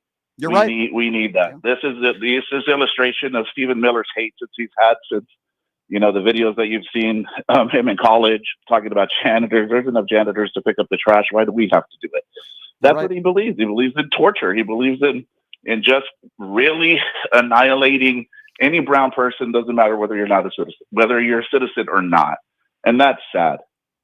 Well said, Jorge. I just wanted to leave you with that. Thank you. I hope Anthony Scaramucci can be the actual mouthpiece of the Democratic Party. Mm-hmm. His communication skills and what he understands about MAGA, he's the guy I want to craft the messaging for the Dems, because obviously they're still. I like Mooch. I can tell you, Jorge, I've known Mooch for years. I consider him a personal friend. Comes on this show anytime I ask him. Good guy, very intelligent, smart. And I'm with you, Jorge, and very well said. I appreciate you. 702-221-7283. Let's go to Chuck. Chuck is next on PTL. What's up, Chuck? Hey, Brian. I just called in. First of all, it started out, I think, when they hired Amy Barrett. Mm-hmm. In the Supreme Court, mm-hmm. I think they're all crooked. I think they're paid off. And it's a big scam. A lot of people in politics, especially the Republicans, how they got their votes and everything, Trump paid them off and all of that. They were sponsored by a lot of people, and I do believe, all these people getting on the Epstein, people getting murdered and stuff like that. Isn't it interesting? Can I ask you? Let me ask you about this for a second. So these MAGA buffoons out there for years have been saying, "Oh, the Clintons, they're murderers." We've been hearing all these conspiracy theories and the Pizzagate stuff, but now all of a sudden, with some of these MAGA fools, Donald Trump just couldn't be in the Epstein files. Oh no, there's no way. It's a Democrat conspiracy. I mean, these are some of the dumbest people that America has to offer. They really are. Amen. But another thing is, remember when he took all them files and hid them? Yeah. Yep. Why ain't people bringing that up? That's a good point. That's a good point. And all them files that he had. So he got rid of all the evidence, mm-hmm. especially a paper trail. Money surprise. Why did he take all those classified documents? I wonder. What was his reasoning? What was his reasoning for defying a subpoena for over a year? You see, when Joe Biden had classified documents, because the MAGA buffoons like to make correlations when there are no, the first thing Joe Biden and his attorneys did was contact the Federal Bureau of Investigations, and they cooperated. Why did Donald Trump defy a subpoena for a year if he had nothing to hide? A question that MAGA idiots out there will not be able to answer, or they'll try to dance their way around it. 702-221-7283, the number to call. Demetrius is next up on PTL. Hi, Demetrius. Hey, afternoon there, Brian. Hey. Yeah, excellent show today. Everybody's on point. They talking points, and they done beat me to the talking point. So I'm not even I'm just gonna do my normal. Tell you continue to do what you do. Thank you. Keep pounding them, because this is what we need. And also, I just got one request. We need to start pounding J.D. Vance even more, because you mean the couch? You mean the couch assaulter, the couch sexual? Yeah, keep the couches away from J.D. Vance. That freaking weirdo. Don't worry. You know what though? The reason why I don't bring up J.D. Vance a lot is because he's so insignificant. Like, I understand he's the vice president, but he's never out there doing anything. It's almost like Trump puts him in a corner and tells him to behave. It's really weird. I appreciate the call, my friend. Thank you so much. It's good to hear from you. Keep those couches away from JD Vance. 702-221-7283. Let's go to Dale. Hey, Dale, what's going on? Well, first of all, I didn't go to a Coldplay concert last week. Hey, have you seen the memes? Dale, have you seen the memes of like Donald Trump and Vladimir Putin at the Coldplay show? They're very funny, I have to admit. That's been off the hook. What's on your mind, my friend? One point I want to make, okay, to all you maggots. All right, you want to go back to Barack Obama and whatever happened with Russia, forget all that crap. Okay, let's go back 30 years. 95, 93, even farther back than that. Trump bragged about what he was doing with all these kids. Okay. Gee, you wonder why they're not releasing the Epstein files? He's complicit. And I'm just going to leave you with that. Well, I would go worse than that. You're just stupid. I mean, we can call it complicit. Either you're stupid or you're in denial, or you just don't want to call out Donald Trump because it'll prove that you voted for a sexual predator. I mean, it's one or the other, right? Sadly, most of these people are just very stupid. No argument there. Well, thank you for the call, my friend. Stay away from those Coldplay shows. I don't want you getting caught. 702-221. By the way, what a scumbag that CEO is, huh? Because he's blaming Coldplay and he's like, you should have kept that private. No, you're in public, you douchebag.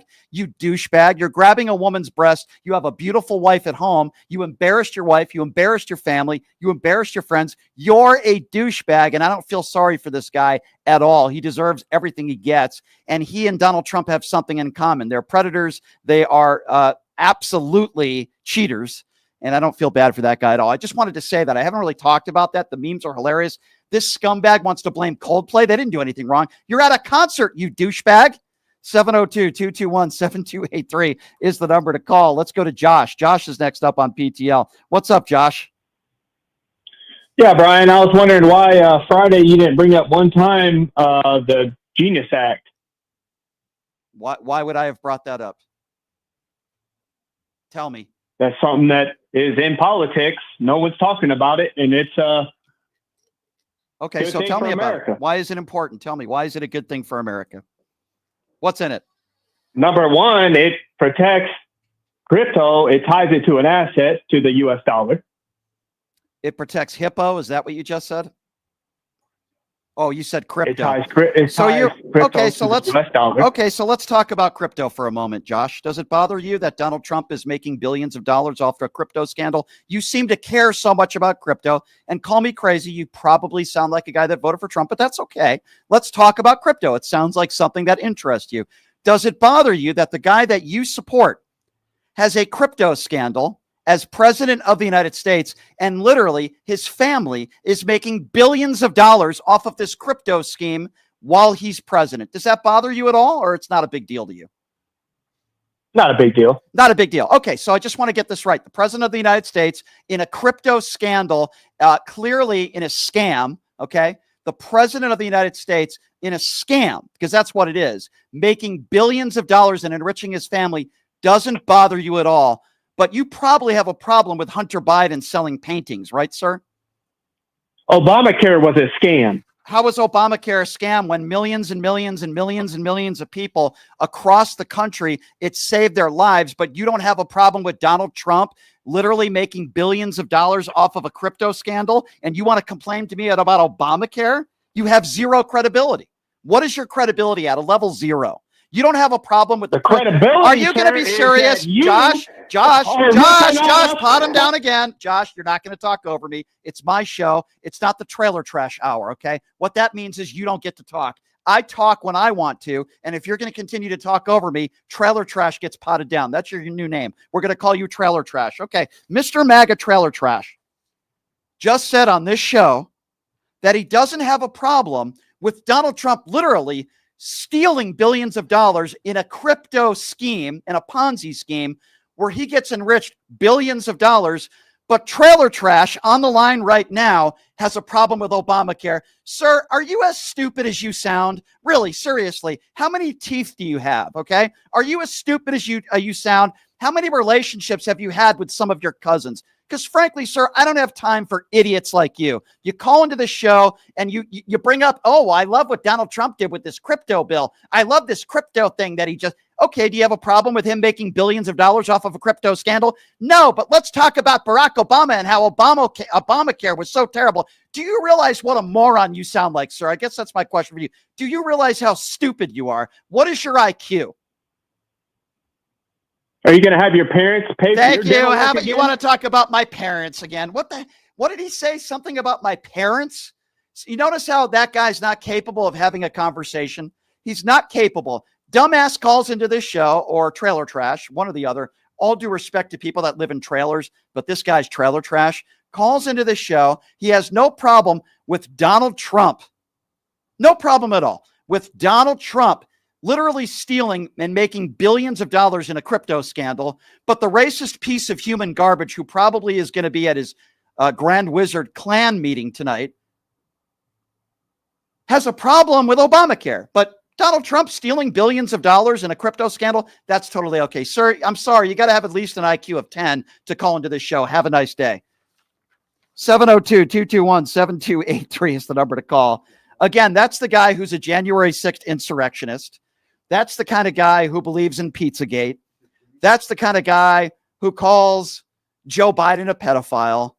That's the kind of guy who is picketing outside of, a Target store because they sell LGBTQ shirts. That's the kind of guy who follows QAnon. This is what we would also call Donald Trump's base. 702-221-7283 is the number to call if you would like to be a part of the conversation. Let's see, who are we going to go to next year? I think I probably want to go to Laura. Why don't we go to Laura next? Laura is on line 3. Hey, Laura, thanks for calling in to Pushing the Limits. What's on your mind today? Continue. I'm local. I'm local where you are. Thank you. And I just, to be fair to Josh, because you have me cracking up, he probably doesn't realize that Obamacare and the Affordable Care Act are the same thing. That's for these people. But I wanted to get your opinion. I don't think that Ivana Trump is buried at that cemetery. I think that it's all these documents. Well, he's not buried at the cemetery. She's buried on the first hole of his golf course. That's what I heard. Oh, okay. All right. Yeah. Well, where it's overgrown right there. Supposedly I think it's all the Epstein files. Maybe. And by the way, I heard a caller local before, and I've only lived here about 8-9 years, and I have yet to meet sanity here because the whole state, voted Our governor, Trump, so. Governor Joe Lombardo, is a complete douchebag. He's a two-faced clown. We have a lot of idiots that are running for office, and the head of the Republican Party is an absolute clown as well. What the hell is his name? I forgot his name. Why am I forgetting his name? No, Lombardo's the governor, the guy who runs the Republican Party here. Why am I forgetting his name? I don't know. We'll call him Chubbawamba. Let's call him that. I'm forgetting his name. I'm drawing a blank for whatever reason. I am too, but all I can say is that in this state, I think they all run in they swim in the same boat. And you get Susie Lee and Rosen. They don't pass any bills for the people. Everything is for corporate interests here. Yeah. And I'm just saying, but that's one thing I noticed. Yeah. And Susie Lee is going to be coming up in 2026. And can we get a progressive Democrat to primary her? Well, let's do this. I think we need to do that for a lot of people across the country, my dear. And I certainly appreciate you listening. The person that I was referring to is Michael. I like to call him Ronald McDonald, but his name is Michael McDonald. He's a clown. Thank you for the call, my dear. I appreciate you. Love my Las Vegas local. 702-221-7283 is the number to call. Again, that's 702-221-SAVE. Let's go to Keith. Keith is next up on PTL. Hey, Keith, thanks for calling in. What's on your mind? Hey, Brian. Good Monday to you. Thank you. Trump actually buried Ivana there on the golf course because he claimed it was a cemetery and get tax breaks. Tax breaks. Yes, you are correct on that. Yep, that's true. That's been reported. But the thing I had for you was today on, I don't know if you know the women from IHIP. They reported this morning, earlier today, that J.D. Vance had a closed-door meeting with Rupert Murdoch about the succession plan or a possible coup attempt by J.D. Vance with Rupert Murdoch's help. And then a little bit later after that, Adam Mockler pretty much said the same thing. So there's been a couple of people that have reported that today, that there was a closed-door meeting with, and it was not on his schedule. It was an unscheduled visit that he made to Rupert Murdoch. Interesting. So I think that scumbag Vance is up to no good. I mean, that could be. I mean, again, I wouldn't put it past him. I mean, would you work for a guy that you think is the next American Adolf Hitler? I mean, that's what J.D. Vance did. So, I mean, you know. He's scum. He's scum. He won't even defend his wife now. Well, I'll give you an example, my friend. Yeah, but I'll give you an example of what you're talking about. So do you remember the whole big balls controversy? The guy went on, or kid, or however old he was, went on social media. He made some horrible comments, a lot of racist comments, people of Indian descent. We know that J.D. Vance's wife is from Indian descent. J.D. Vance was one of the first people that defended big balls and said we need to give him another chance. Can you imagine doing that? How could his wife stand by his side? That's what sickens me to death. Let's go to Maureen. Maureen is next up on PTL. Hey, Maureen, what's going on? Oh, hi, how are you? I just want to say that it's important to remember that the most important issue in my mind is the deportation of innocent people and how, inhumane practices are going on across the country. If we don't stand up for them, they're going to come after every one of us. That's unfortunate.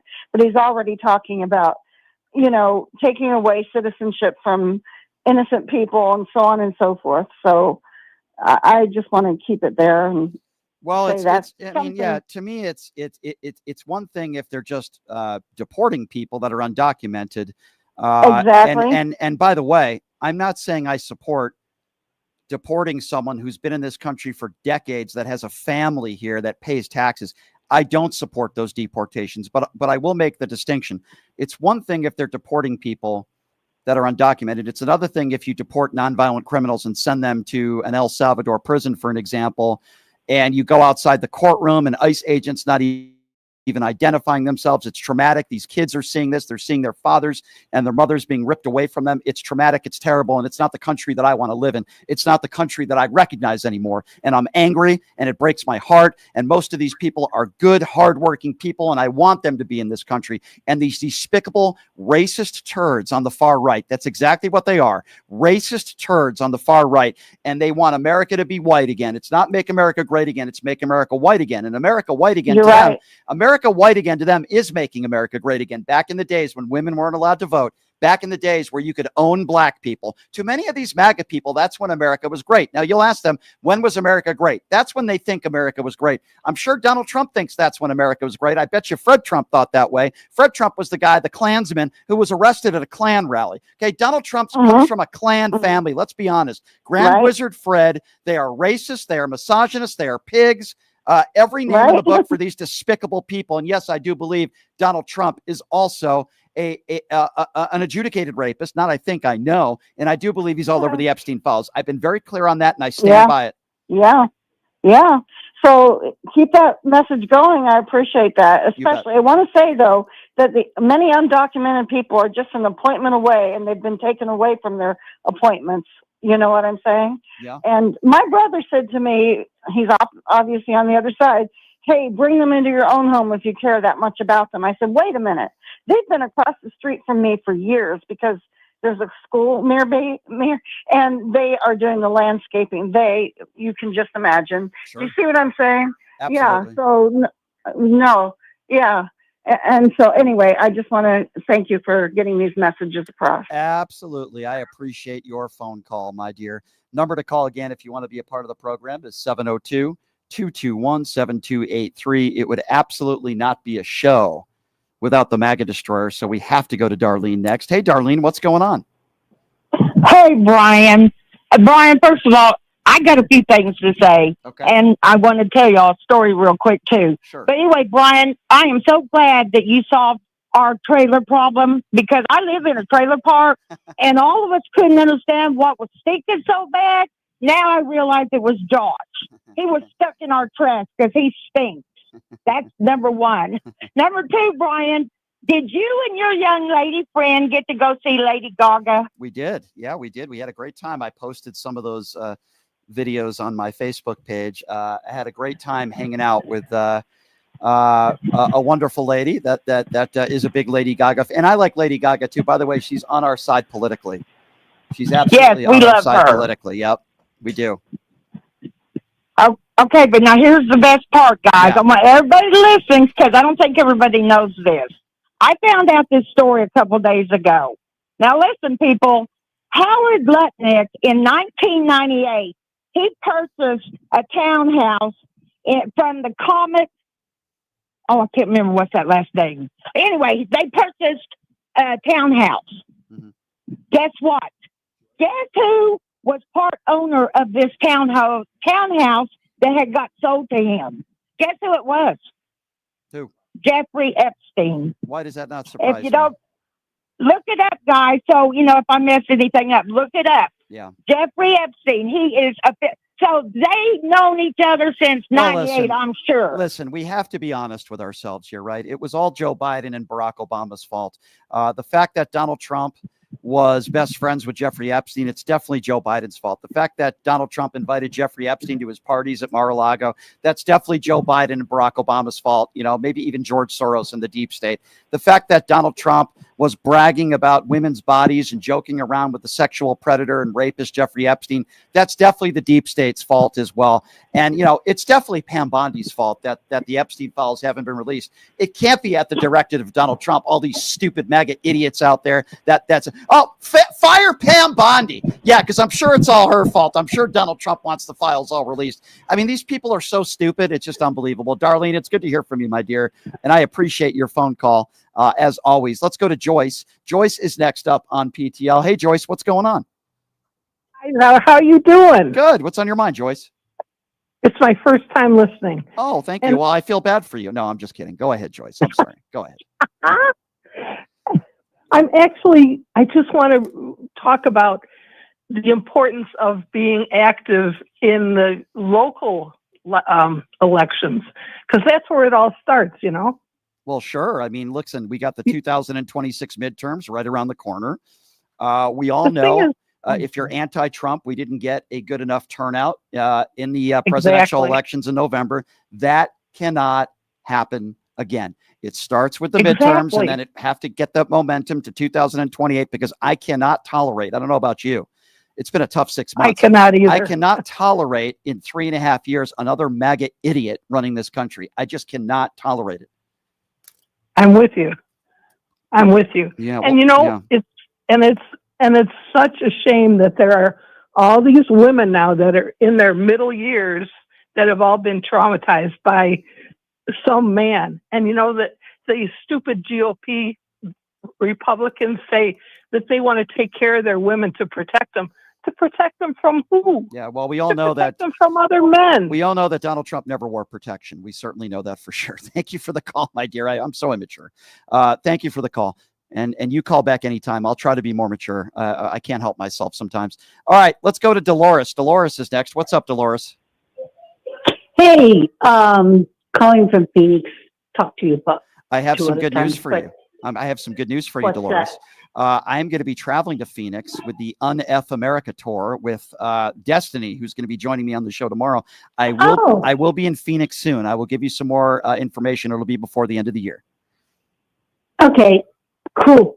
Anyway, nobody's brought this up, but one of the tribes in California got back one of their treaties.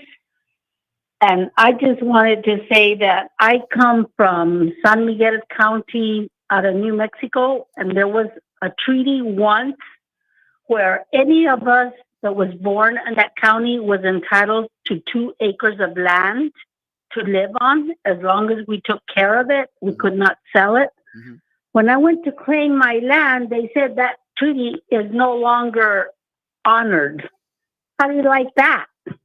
Well, that seems a bit odd and strange, and I'm wondering if that would happen under a different administration. Well, I don't know. It's New Mexico, and I don't know who went in there and did all this, but they are investigating it. Good. But it's not only me; it's a lot. Okay, I'm not going to say all because I don't have enough information. But a lot of these treaties that were made back in the day, when everything was stupid and crazy and running wild, and people taking everything that belonged to them. They made all these treaties, and then and that was it. It was just a bunch of talk, bunch of paper that meant nothing. Well, do me a favor, because I'm up against the clock here. I have to take a break. Give me an update on this, and next time when you call in, try to share with us a little bit more information if you can, my dear. I have to take a break because our guest is waiting, and we can't let talented musicians wait any longer. So I appreciate the phone calls. Also, my thanks to Jackson's Bar and Grill, located at Flamingo and Jones. They got some great promotions, including Wednesdays and Saturdays, where if you get up to 500 points from slot play, you have a chance to win these these little scratch offs with a chance to win up to $50 in free slot play. So check them out, Jackson's Bar and Grill. I was out there last week. I was hanging out with UNLV legend Anderson Hunt. Also, my thanks to Tinker, who sent a super sticker. Thank you for your YouTube super chat donation. We're also accepting YouTube super chats, and of course, pushingthelimits.live, where you can make donations. This is an independently owned radio show, which means we rely on people like you to keep the lights on. We sell shirts, beanies, hats, you name it, on pushingthelimits.live. And you can make donations on my website. Check it out, pushingthelimits.live, where you can make donations. All right. Now, I almost said that before we take a break, I almost said that this guy was a Trumper. No, he's a trumpeter. Those are two completely different things. He's a trumpeter, not a Trumper, but a very talented musician. He's also the leader of the Raiders house band. He's got a show coming up here in Vegas we'll talk about. Maybe get into a little bit of politics, too. We always have fun with him. He's been in studio before. David Perico coming up next. We'll take a quick break. We'll be back right after this in 90 seconds. You're listening to Pushing the Limits right here on KSHP. Hey, everybody. Are you struggling to find a pizza place that reminds you of Brooklyn? That true blue New York style pie? Well, worry no more. Stallone's Italian Eatery Pizza is a knockout. We're located at 467 East Silverado Ranch Boulevard, just off of Premier Road, half a mile east of South Point Casino, just minutes from the Las Vegas Strip. Come by and grab a slice of pie. Plus, check out our Brooklyn-inspired Italian cuisine. Our sandwiches are super. Hero, that is. Because why be a sub when you can be a hero? Stallone's Italian Eatery is here to serve you phenomenal food, Vegas. Forget about it.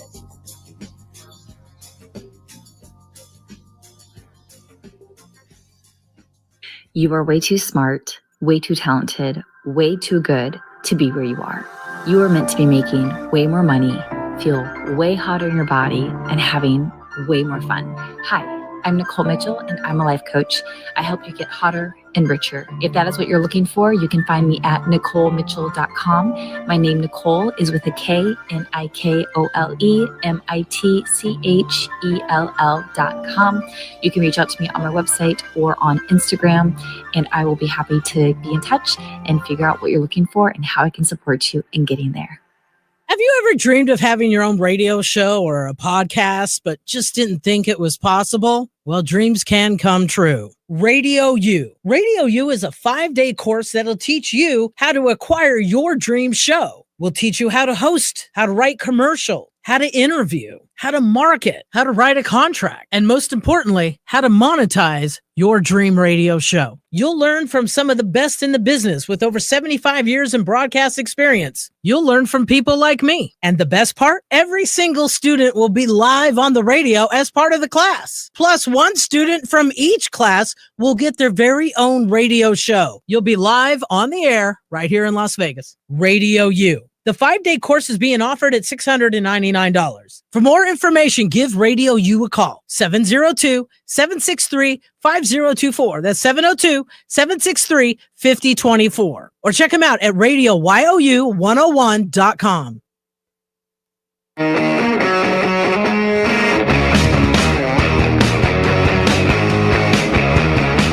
All right, welcome back. It is Pushing the Limits on a Monday. Thank you so much for joining us. Programming note for you. We got some big guests lined up for you the rest of the week. Tomorrow, very popular podcaster, left-leaning, I think that's very fair to say, Democrat. Destiny will be joining us on the show tomorrow. And then Wednesday, I met Parker literally at the park. It was a Trump rally last year before the elections, and a really nice dude. I spoke with Parker on the phone yesterday. We talked for like an hour. Really smart guy. And Parker has agreed to not only do this show for an hour, but also take your questions and comments and your phone calls. So our listeners will get a chance to talk with Parker. So that's going to be a lot of fun. And that is going to be on Wednesday. So Destiny tomorrow, Parker on Wednesday. And we're going to have a great time with both of them. So I always like speaking with talented people. Could be movie stars, could be musicians. I mean, heck, we had Shannon Elizabeth in here not that long ago. And the guy joining us in studio right now, while he's not Shannon Elizabeth, he is an extremely talented trumpeter, not a trumper. Okay. Trumpeter, two very different things. We actually agree politically on a lot of things. He's a composer. He's also the leader of the Raiders house band. And he has a show coming up Saturday, August 2nd at 7:30 with his 68-piece orchestra. And he's offered me tickets, which I have gladly accepted. I'll be there. It's going to be great in Las Vegas. The one, the only David Perico joining us in studio. David's done this show before. David, it is good to see you, my friend. How are you? Good. Great to see you guys too. Yeah. Thanks for having me. So David, I hate to get right into politics right away, but we were talking about this a little bit off the air. Yeah. And, some of the policies put forth by the administration are affecting businesses all over the country. Here in Vegas, you just named me a few bars that have closed down. Yeah. The Chippendale show has shut down. I know Lindsey Graham's going to be very upset at that. Yeah. Maybe George Santos as well. No, but it is sad that all these business. Tell me how it's affected your industry. Well, yeah. I mean, just from a booking standpoint, whether it's corporate conventions, whether it's whatever the work is, I have 11 bands that I produce. I have over 120 musicians that I employ. This year, 2025, since the Trump presidency and his policies have directly affected my work. I think I only have had 3 new bookings for 2025 out of the 11 bands. Wow. What do you attribute that to? I attribute that to people not wanting to spend money or not having money. And then also because we are a destination city, you have a lot of people that aren't traveling here. Let's just say Canada. A lot of people from Canada are not coming here. I've lived in Vegas. Airports, airports, TSA, phones taken, detained. It's all real. But the Trump administration is bragging about the fact that we don't have to take our shoes off anymore. So thank God for that. Yeah. Okay. Thank God for that. Okay. Well, it saddens me to hear that. And it saddens me that there are so many musicians like yourself and people that are doing shows here all over the country. But here, we're the entertainment capital of the world, right, David? So there's a lot of shows that have been canceled. We were just talking about a local bar that I used to frequent a lot in my late 20s, by the way. A bar here called Blue Martini that has since closed. And I'm really sad to hear that because it's a really cool spot. Yeah. There are places that I've frequented a lot that have had to shut down. And we're being told that everything's great. The economy is great. Thank God we got these billions of dollars in tariff money when it's actually the American consumer that is having to pay for it. This is what I tell people, David. Mm-hmm. If you tax people a little less that are middle class and people that are struggling even to paycheck, it helps the economy because then they can afford to go to a show like yours coming up. They get to go to the movies with their family once in a while. And yet we're giving the biggest tax breaks to the top 1%. Mm-hmm. And people that are struggling, that are living paycheck to paycheck, don't have that extra money. And now they want to take away their food stamps. They want to take away their Medicaid. And David, it sickens me. Yeah. As a small business owner, I own 2 businesses. One is my entertainment company and another is a record company. But I'm in the 21% tax bracket. I mean, I pay a lot of taxes as a small business owner. But also contributing, I also hear people saying that, well, the resort fees and, the exorbitant costs and stuff. Yeah, but that's never been an issue. It's never been an issue. It seems like that's where people want to put the blame. Even during COVID, I mean, it's never been an issue. I mean, I want to ask you about that because obviously you're extremely talented. You're a hardworking musician. You and your wife are awesome. And his wife is a great voice, great singer. Thank you. And, you work your ass off. You're all over town. You work your ass off. Constantly hustling. And you've worked with amazing musicians. Most of my work now has been out of town. Yeah, I understand that. Yeah. And how does that make you feel to know that you're in that tax bracket, and yet there are people like Jeff Bezos that are saving boatloads, billions and billions of dollars because of these tax breaks? I'm wondering how someone like you, how you feel about that. I don't have any. I don't get angry because that's what it is. That's what it is. But it's not. And life isn't about being fair. But that said, there should be some kind of taxes implemented to these mega wealthy, billion. There's room, and there's no trickle down. Does it bother you that when people call you a trumpeter, which you are, have they ever called you a trumper? No, I've never gotten that. I mean, usually usually it's conductor, trumpet player, conductor. But yeah, I've never gotten looped into that. Can I ask you a fun question real quick? Absolutely. Ask away. Let's talk about that Coldplay show real quick. And I'm wondering, because, you're in the Raiders house band. And by the way, you guys are awesome. Thank you. And I've seen you perform with people like Sammy Hagar and others at the halftime show. It's so much fun. You guys are so great. But I'm wondering, I wanted to get your opinion on this because obviously the CEO is a complete douchebag. Okay. He has a beautiful wife. And, unfortunately in society, both men and women sometimes cheat. But I'm thinking to myself, he started in his apology to blame Coldplay. And my opinion on that is because you deal with the Jumbotron. You're at the Raiders, games and you're performing. You're fair game. Okay. You're in public. Okay. Yeah. And he's blaming the person who put him on the Jumbotron. Hey, moron, you're the guy that was grabbing a chick and you're married. I'm just wondering, what's your opinion on that? The thing is everything is total transparent. You can't do anything today without a text being screenshotted or a phone or a camera phone or whatever. But that kind of behavior seems very right-winged. Like, it's not my fault. It's that other person's fault. That is right-wing excuses, isn't it? The reason why your life is terrible is because of that person over there. What was that movie? You just reminded me of a movie. I think The Last Boy Scout, where I think Bruce Willis was accused of cheating on his wife, and he made some excuses. And then I think Damon Wayans says, "Well, what happened? You accidentally tripped and fell on another woman. Is that what happened?" but it's funny, but it rings true to today, where you have this CEO. By the way, he's not just hugging her.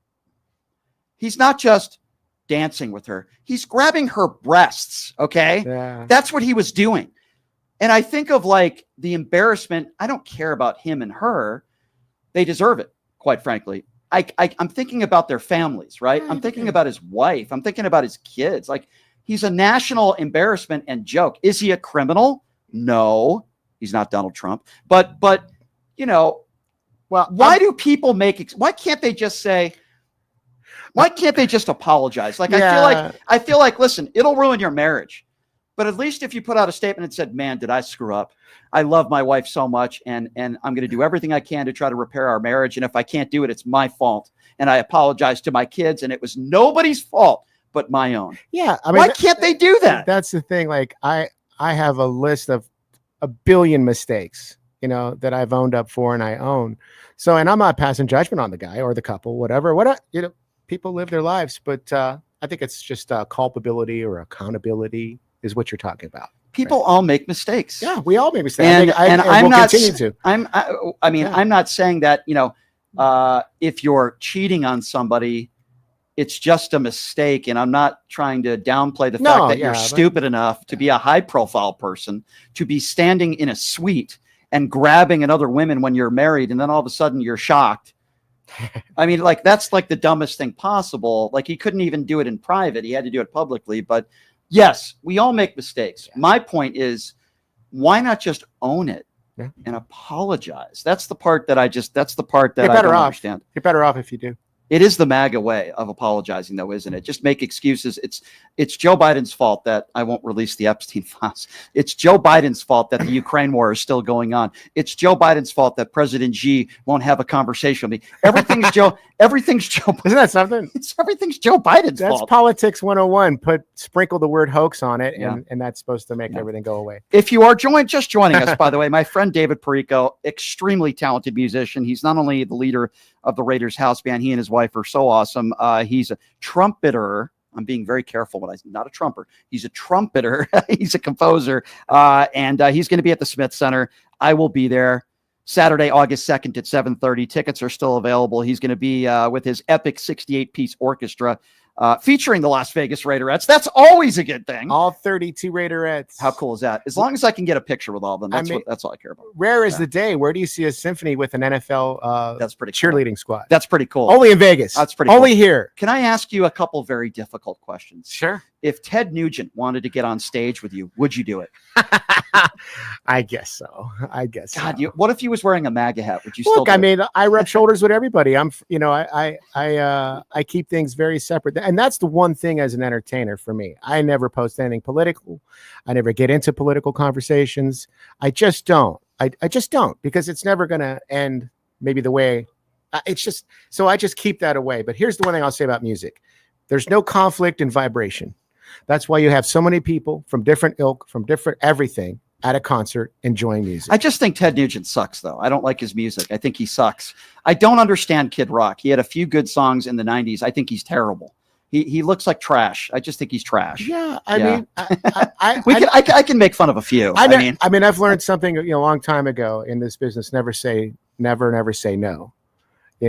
Always be open to possibilities, because you just never know. I mean, that's true. I mean, if Kid Rock called you and said, "Hey, I'll pay you $1 million to go on tour with me," you probably would do it. 1,000%. Yeah, you have to. Well, doesn't mean you're going to talk politics. Doesn't mean we're going to do All right, politics. so can I give you a quick story though? Sure, yeah. So Red Rock, you've been to Red Rock. You've seen shows there. It's a beautiful casino, right? Yeah, And beautiful pool. So such a douchebag. This guy, Aaron Lewis, he was the lead singer of a band called Stained, right? So now he does this stupid tour with I don't know, it's nothing against country, because I have respect for country, some country singers, not Jason Aldean. But after every song, he says, "God bless America." Fine. I have no problem with that. God bless America. And then he says, "God bless Donald Trump and JD Vance." And I just want to throw up. I was on a date and we left. I'm like, this guy's a douche. Like, I don't want to hear him say, "God bless an adjudicated rapist." See, that's the thing. Again, going back to being an entertainer, I don't mix anything. Right. People were there to be entertained, to relax, to unplug from everything. Yeah. And my job as an entertainer, and if you look at somebody like Sammy Davis Jr. or Frank Sinatra, yeah, or Johnny Carson, never a peep about anything. And that's what made them classy. And that's the way I try to approach. Because we're not there to listen to politics, right? I'm there to listen to the music. Listen, Aaron Lewis is an extremely talented guy. And if you want to use your the thing is I would never use my platform on the stage to preach. I would use any other if I chose to talk about something, I would never. That's the right thing to do, and some people do it. Listen, the Dropkick Murphys are very anti-Donald Trump, and occasionally they say some funny things, and obviously I agree with their politics. But I also say to myself, it's a little cringeworthy, because we're here to listen to music. One of my good friends, and I've become good friends with him over the years from doing this radio show, and he's one of my favorite musicians. His name is Richard Patrick. Mm-hmm. He's the lead singer of a band called Filter, originally of Nine Inch Nails. Great guy. Every time I go out to LA, I hang out with him, and when he comes out to Vegas, we hang out when he does a show. He is extremely liberal, very anti-Donald Trump, just as much as I am. But I've never heard him on stage put out a chant like F Trump or anything like that. No. For the most part, he stays away from that, and it's about the music. And I do think that that's the way it should be. 100%. When it comes to music, right? 100%. Now, how do you feel about a musician going on social media and talking politics? No. What do you think about that? Red flag, no. Yeah. Absolutely Tell me why. not. Tell me why. I Give me just your don't. thoughts. My opinion doesn't matter in politics. Mm-hmm. It's just, no matter if you have as much, let's just say, audience as a Taylor Swift or a Beyonce or Alicia Keys, it just doesn't. Yeah. It's off-putting.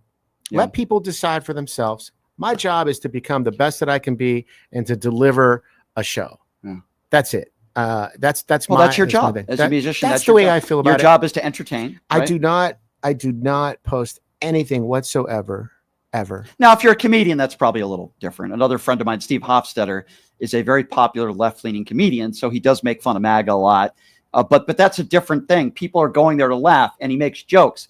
But, you know, I'm not even going to say his name, but there's somebody that I used to work with in radio. He does TV, and he's a huge MAGA supporter. But this is an entertainment story. He went to see Bill Maher at the Pearl. And Bill Maher had made a joke about one of Donald Trump's kids. And it was a joke. I think he used the R word. And, I won't say what that word is because I don't like using it. But somebody that I know disturbed the show, got kicked out of the show, and made a scene. I can't believe you said that. Now listen, he's a big righty. Doesn't have a problem with anything Donald Trump says, going after Gold Star families, going after people of color. That's totally okay. But if a left-leaning comedian says something you don't like, you're going to disturb the show. And I said to him, dude, what are you doing? What are you doing? Why are you doing that? If you don't like this guy, you shouldn't be at the show.